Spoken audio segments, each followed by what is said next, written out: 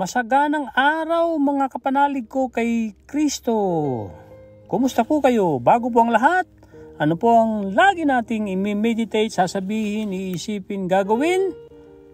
God is in control. Pag yan po ang ating ibinulong, ano man ang ating pinagdadaanan, kung tayo sumusuong sa mga bagyo ng ating buhay, ano man yan, pag ibinulong natin lagi, God is in control. Ang pangako ni Lord Jesus Christ ay ibulong lang daw natin ang pangalan niya at He will rescue us. Amen? Tanong, ano po ang take home ninyo sa episode 14? I am nearer than you dare believe. Napagtatanto na po ba natin ang eminent presence niya? Ang super lapit at hindi mapapantayan na kanyang presensya?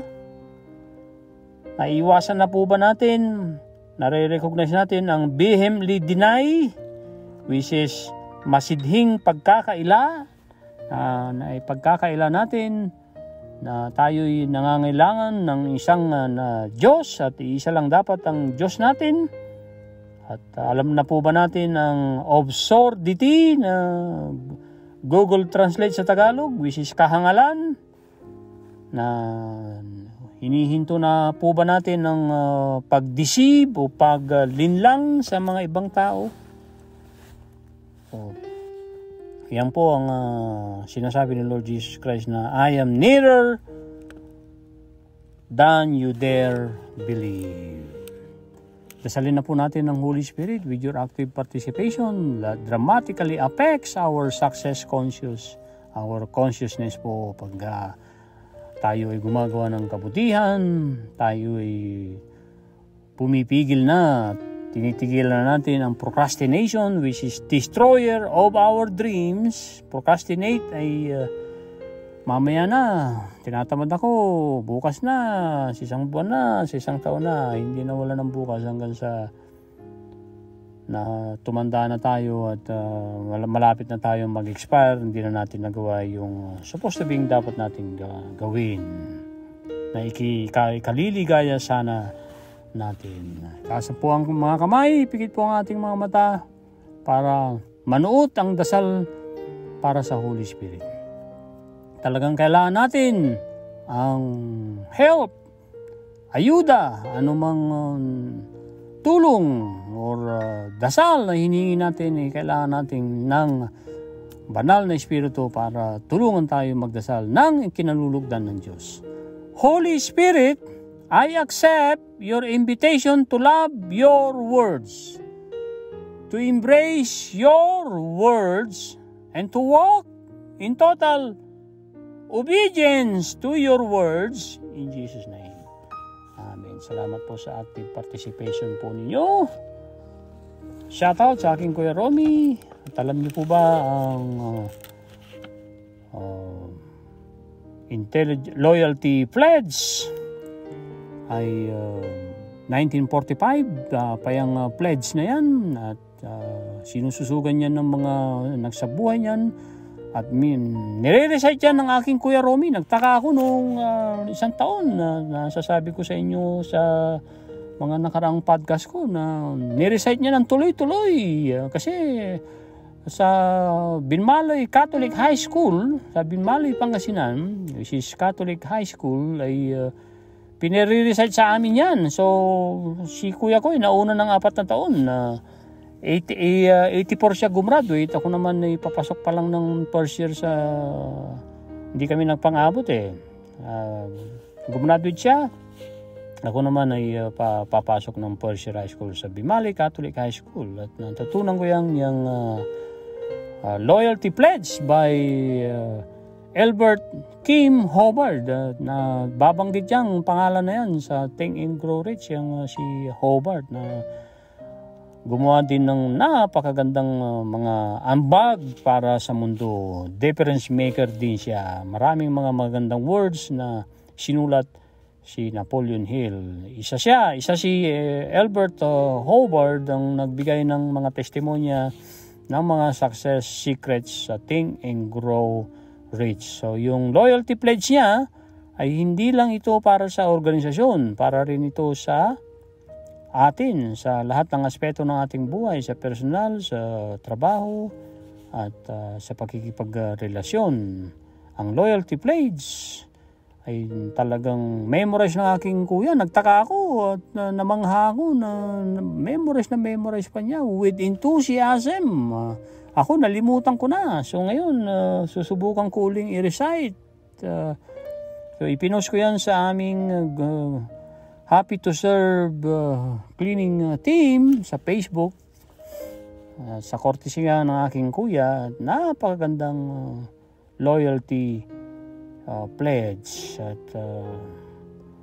since 1984 ay or 82-83 ay memorize na ng kuya ko yan hanggang ngayon. Napakatagal na ng panahon. So talagang shoutout sa iyo at sinasaluduan ka namin, Kuya Romy.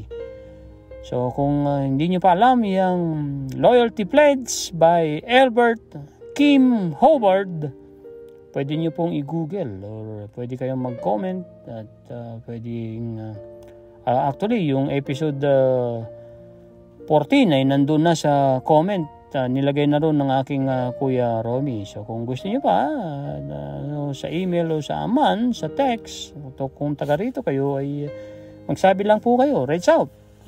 At gusto kong ibahagi sa inyo yan. At napakagandang loyalty pledge, especially loyalty, loyal na loyal tayo sa Panginoong Hesus. Amen. So episode 15 po tayo. Nasa Exodus chapter 3 verse 14, 1 Corinthians chapter 3 verse 16, at Psalms chapter 25 verse 14 to 15. Ito na po ang Exodus 3 versikulo 14. Sinira natin yan nung sinira sa akin ni Kuya ng aking coach Peter. At tanda natin, measure our progress and adjust our plans and our actions, especially, of course, positive actions, to become better aligned for success. It says yung Exodus 3:14, and God said to Moses, I am who I am. And he said, thus you shall say to the children of Israel, I am has sent me to you. Excuse me. Ang susunod po ay nasa Psalms 25 verse 14 hanggang 15. It says, whoever falsely boasts of giving, pagmamalaki, boasting, is like clouds and wind without rain. Verse 15, by long forbearance, ruler is persuaded, and gentle tongue breaks a bone. Forbearance ay pagtitiis po ang Google Translate sa Tagalog lingwahe po natin. At ang 1 Corinthians 3:16, it says, do you not know that you are the temple of God and that the Spirit of God dwells in you? So, ano po natin yan? Pag nilay-nilayan po natin, mga kapanalig, ang tanong ni Apostol Pablo sa mga tao sa Corinto, at hindi lang taga-Corinto, kundi sa atin lahat, ang mensahe na ito, na do you not know that you are the temple of God and that the Spirit of God dwells in you? Alam po ba natin na tayo ay templo ng Diyos at ang Espiritu ng Diyos ay dwells, ibig sabihin nananahan sa atin. Ngayon, dahil alam na po natin, malaking kasalanan pagka pinasasakitan ang banal na Espiritu. Meaning, alam mo ng tama, hindi mo pa rin ginagawa. So, mas mabuting hindi mo alam. Pero dahil alam mo na, dapat aware ka na hindi mo pasakitan. It's a mortal sin na sadyain nating pasakitan ang banal na Espiritu. Ito na po ang episode 15. Ang title ay, Ako ay walang hanggan. Yes po, sabi ni Lord Jesus Christ sa iyo, sa akin, sa atin lahat, mga kapanalig, ako ay walang hanggan. Amen? So pinagbasihan po yan sa mensaheng today ni Lord Jesus Christ na sinulat ni Sarah Young, Enjoying Peace in His Presence, Jesus Calling, August 25. Ito na po ang mensahe ni Lord Jesus Christ sa wikang Ingles at tatagalugin po natin sa tulong ng banal na Espiritu at para sa grasya ng ating Panginoong Hesus. I am the eternal. I am, always have been, and always be. Matinding deklarasyon po yan. Dapat tayong mga Kristiyano ay alam natin yan. Kaya kahit na ano man ang pinagdadaanan natin, ay matinding reminder po sa atin yun.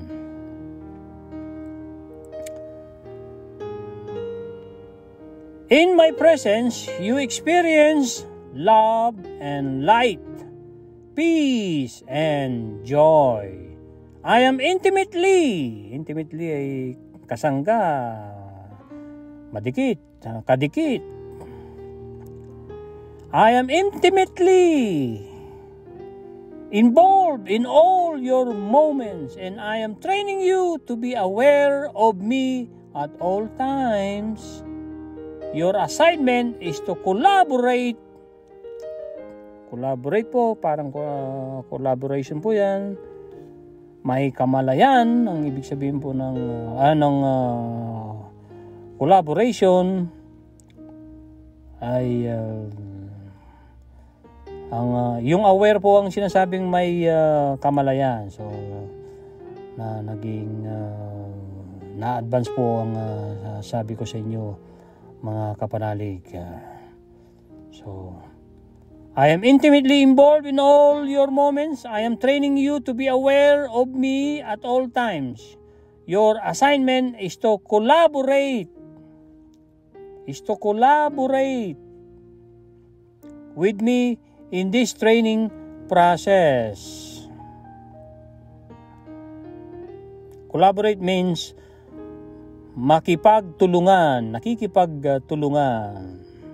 nakiki-involve, collaboration.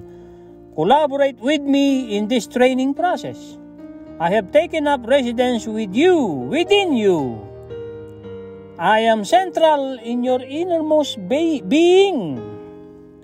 Your mind goes off in tangents. Tangents ay dumaplis from its holy center. Time after time. Do not be alarmed by your inability to remain focused. Focus ay nakatutok, tumutok. To remain focused on me, simply bring your thoughts gently back to me. Each time they wander ay gumagala-gala, pagala-gala. And the quickest way to redirect your mind to me is to whisper my name. Ano ang sabi ni Lord Jesus Christ sa atin sa huling talata po? The quickest way to redirect your mind to me is to whisper my name. Pagnilay-nilayan na po natin sa ating lingwahe para manuot. I am the eternal, sabi niya rito. Ako ay walang hanggan. Ako ay noon hanggang ngayon at magpakailanman. Parang niyang sinasabi diyan. So, ang Diyos natin na nasusulat sa Genesis, the beginning. Di po ba? Kung hindi pa po ninyo nababasa yan, maigi pong basahin natin para alam natin kung saan nagsimula. And then, malalaman natin ang kanyang mga pangako. Ang dalawang matututunan natin sa Bible reading, sabi ni Jim Rohn, ay number 1, sample na magiging makatuwid na mga tao, marangal na mga tao, na masunurin na mga tao sa Diyos. Kaya sila ay pinagpala. And then, ang pangalawang makuha mo sa Bible ay warnings. Warnings sa mga hindi sumunod, mga disobedient, mga naging hangal, mga sumunod nung una, pero bumaliko rin ng daan. So, warnings. Ibig sabihin, huwag na po tayong sumama sa mga hindi sumunod na mga tao na kinalimutan ang Diyos Ama. Sa aking presensya, anak, sabi niya, may mararanasan kang pagmamahal at ilaw, kapayapaan, pati ng kagalakan. Wow! Kaya pagka talaga tayong we are obeying God, ay totoo po yan ang siner ni John C. Maxwell na obedient to God is the only sure foundation of life. Nag-iisang pundasyon na siguradong-sigurado na pundasyon ng ating buhay. Lahat ng mga success secrets sa business, sa relationships, sa trabaho, kung ikaw ay empleyado, ano man ang ginagawa mo, servant ka, ang pinaka-secret, kahit basahin mo lahat ng mga libro, kung hindi ka magiging obedient to God, magtagumpay ka man, empty ka, blanco, dead end. Pero pagka inobey mo ang Panginoon, binigay mo ang kredito sa Panginoon, na hindi mo lang inaasa sa iyong sariling kakayanan, na nagtitiwala ka sa Panginoon, ang tagumpay mo ay mahaba pa malamang or madalas wala na tayo rito, gumraduate na tayo, pero ang ating mga sumunod sa atin ay nagtatagumpay, pinagpapala ng Panginoon dahil 10 tiklop na salinlahi nagbe-bless ang Panginoon pag tayo gumawa ng kabutihan. Ang kwento ng isang descendants ni King David, 300 years after ng pamumuno ni King David, dahil nangako ang Panginoon kay King David ay doon sa isang hari na hindi ko natandaan ang pangalan, sa Book of Kings po ito, kung hindi po ako nagkakamali, correct me if I'm wrong, na matatalo na sa laban itong hari na ito ng Israel. Napalibutan sila ng mga kalaban, malaking hukbo at konti lang sila. So, pero dahil nangako ang Panginoon na laging gagabayan ang mga angkan ni King David, ay naipanalo ng hari na yun. Nagupo nila, nagapi nila ang malaking hukbo ng mga kalaban nila. At sinabi ng Panginoon sa kanya, ibinigay ko ang laban sa iyo, ang tagumpay sa iyo, hindi dahil sa iyo, kundi dahil sa pangako ko sa lolo mong si King David. So pagka nangako ang Panginoon, ay talagang pangako niya noon ay talagang mangyayari yan sa kanyang panahon. Kung ang mga pangako niya inilalagay natin sa ating puso, yan po ang matinding gabay sa atin. Gabay po. Ako ay super dumidikit sa iyo at involved sa iyo, anak.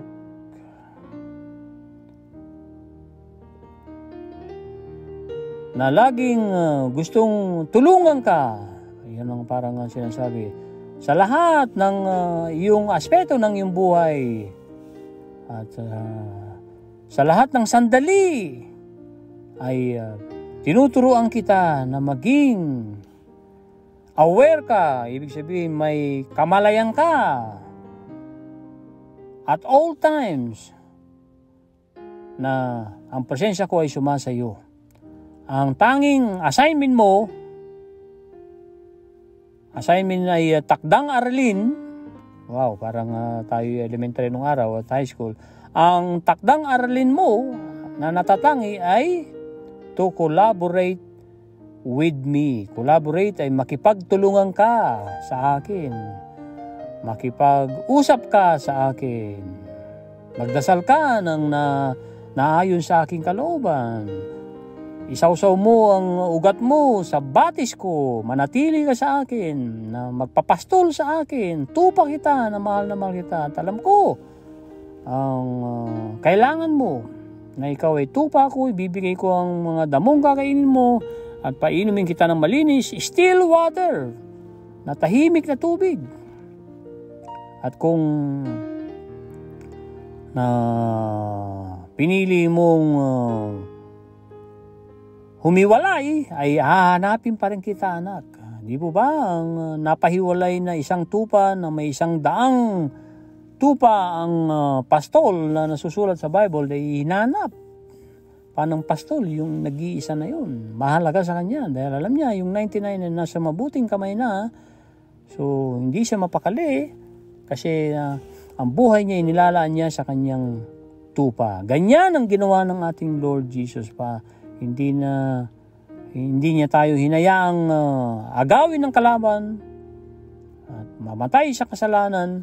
Sinalba tayo, binigyan tayo ng salvation at siya na mismo ang namatay sa krus para sa ating mga kasalanan. Kaya kailangan maging aware tayo, may kamalayan tayo at all times.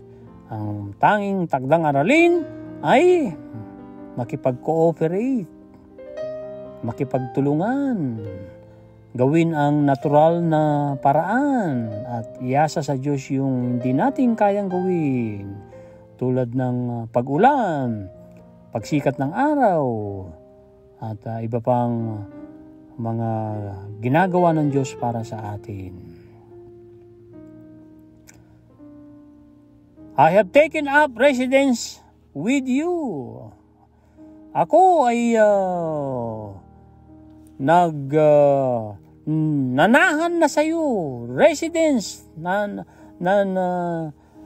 nananahan ng permanente, parang iyon ang ibig sabihin dito. I have taken up residence within you. At nakasentro ako sa inyo, sa iyong innermost being. Innermost being po ay kaloob-looban ng pagiging tao mo, anak. Ang iyong isip, anak, ay goes off in tangents. Ang tangents ay dumadaplis mula sa aking banal na sentro. At time after time, pagkatapos ng mga oras, time after time, huwag kang maalarma, anak. By your inability. Inability ay kawalan ng kakayanan na iniisip mo hindi ko kaya yan. Na nawalan ka na ng pag-asa. Ay hindi, dapat tayo mapuno pa ng pag-asa. Nandito tayo for a big reason, mga kapanalig. For a big reason, kaya nandito pa tayo. Hindi pa tayo tinatawag dahil may malaki pang rason na gustong gawin ng Panginoon, gustong gawin natin para sa Panginoon. Tinawag tayong manilbihan sa Kanya, tinawag tayong magmahal ng todo-todo sa Kanya. Love God above all things and love your neighbor as you love yourself. The two greatest commandments po yan na sinamarize ni Lord Jesus Christ. kung tututok ka lamang sa akin, ay gagawin ko ang aking natural, ang supernatural na paraan ko. Tulad na lang ng gusto ni Pedro na lumakad sa dagat dahil nandun sa dagat naglalakad si Lord Jesus nakalutang. Panginoon, kung ikaw nga yan, Lord Jesus, tawagin mo ko. Gusto rin kitang samahan dyan, puntahan dyan. Halika, sabi niya. So, nung nakatutok ang mata, na ibig sabihin nagtitiwala ng todo si Pedro, ay nakapaglakad ito. Kaya lang, nung lumihis ang kanyang mata, nakita niyang matinding hampas ng hangin at naramdaman niya yun. At ang matinding lakas ng alon ay nawala ang kanyang focus. Hindi siya nakatutok, humiwalay ang kanyang paningin sa Lord Jesus. Ano nangyari? Siya ay lumubog. Pero isinalba siya ng Panginoon. At lagi tayong isasalba ng ating Panginoon.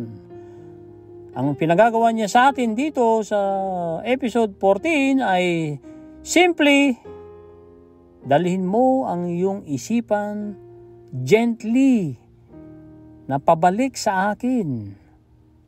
Ang pananaw ko rito, simply bring your thoughts gently back to me each time they wander. Pagka gumagala-gala ang iyong isip, nagde-drifter ka, walang direksyon ang iyong isip, ay ibalik mo lang ng marahan ang iyong isip sa Panginoong Hesus.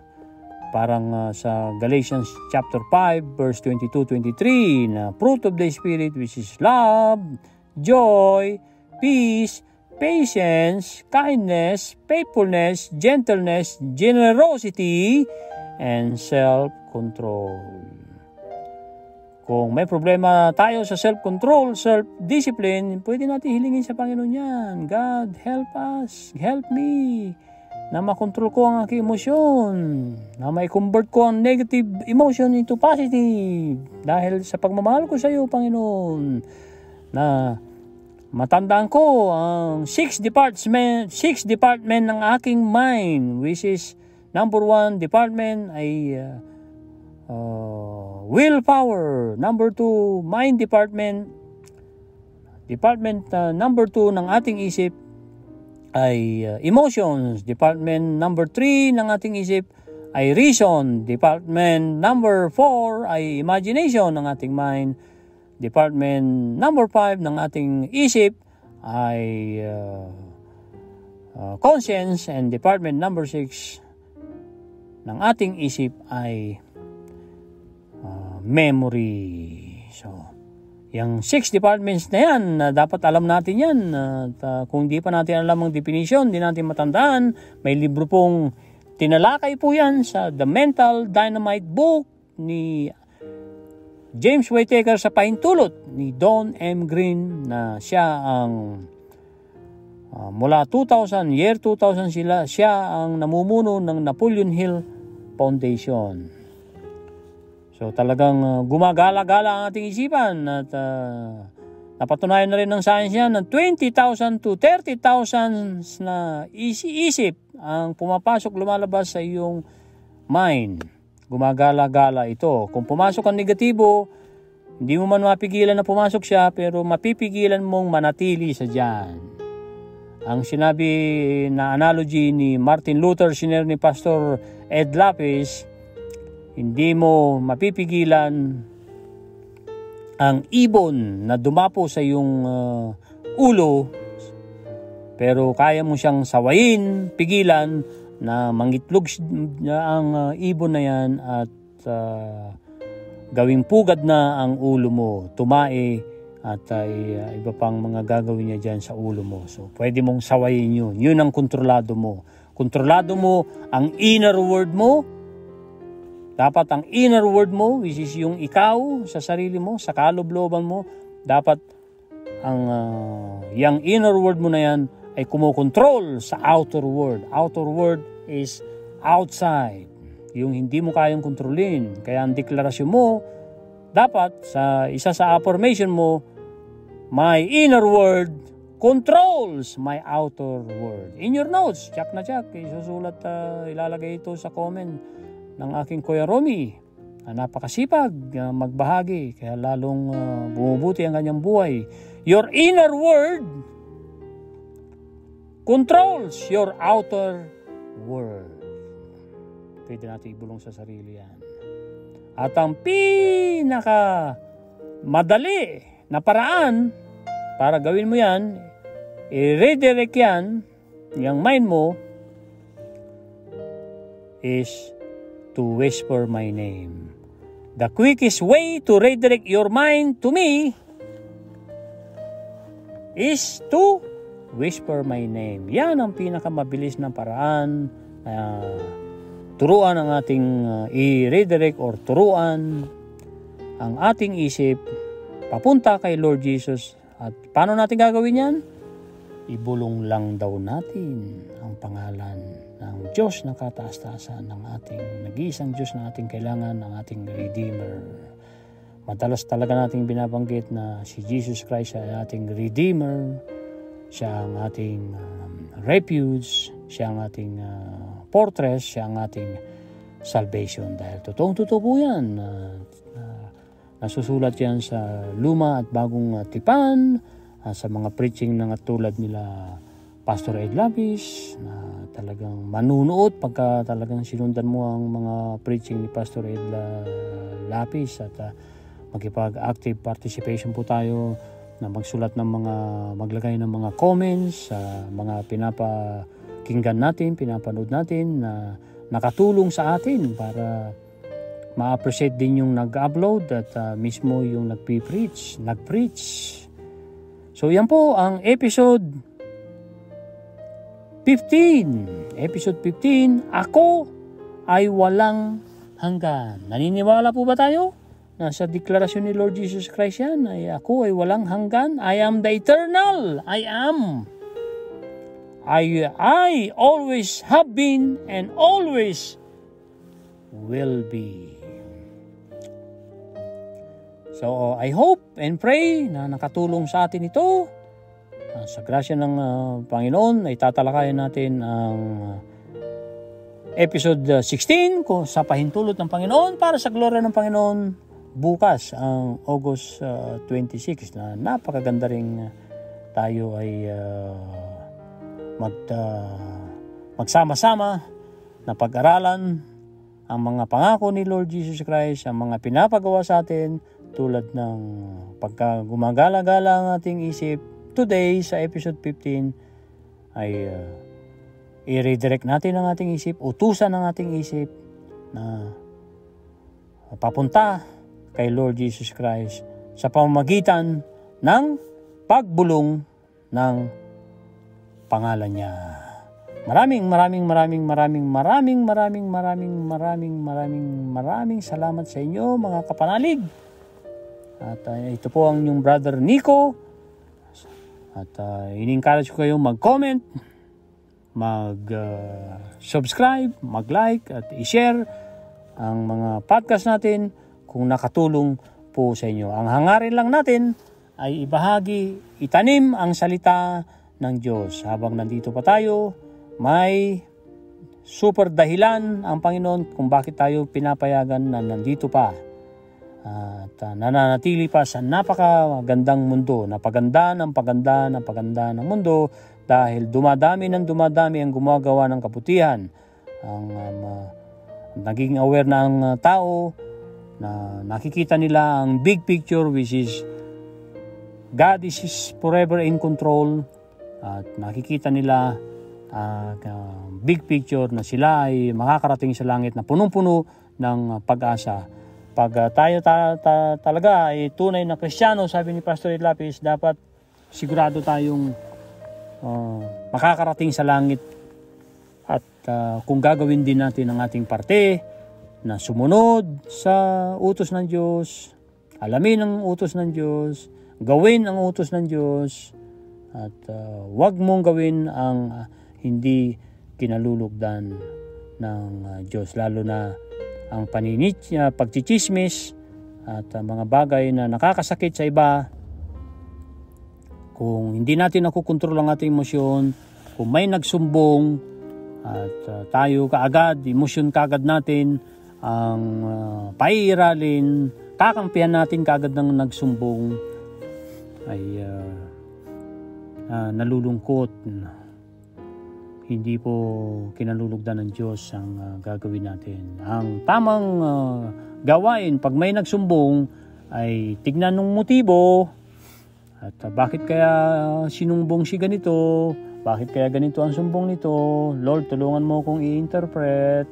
Lord, tulungan mo ko na gawin ang dapat kong gawin na sumunod sa iyo, na huwag akong paapekto sa sumbong, dahil mostly ang sumbong ay para sirain yung isinusumbong. So usually dapat ay kung kinakailangan tayo magpayo tayo ng ikabubuti at wag agad-agad tayong kakampi doon sa nagsusumbong, dahil usually nga ang nagsumbong kaya sinumbong sa iyo gusto ring niyang magalit ka sa isinumbong niya sa iyo. So alamin mo, siyasatin mo, gawin mo ang parte mo, kapanalig na pag-aralan ang sumbong. At kung kinabubuti naman, kasi talagang ang madalas ang sumbong kasi pagka ikinurek ang tao, pag tayo ikinukorek, halimbawa mayroong napilay sa ating halimbawa sa braso natin, pag yan ay inihilot, masakit kasi binabalik. So ganun din dapat ang pangungurek. Masakit tayong ikorek dahil mali kasi yung ginawa natin. Mas pasalamat tayo may nagkukorek sa atin dahil mahal tayo pag ikinukorek tayo. So doon naman sa nagkukorek, siyempre kailangan nasa tamang emosyon siya, with emotion of love, emotion of faith, emotion of hope, na mapuno siya ng pag-asa na kaya siya nangungurek dahil tinutuwid niya ang kanyang kapwa, ang kanyang kapanalig. So that's it. Maraming salamat muli. God bless. Bye now.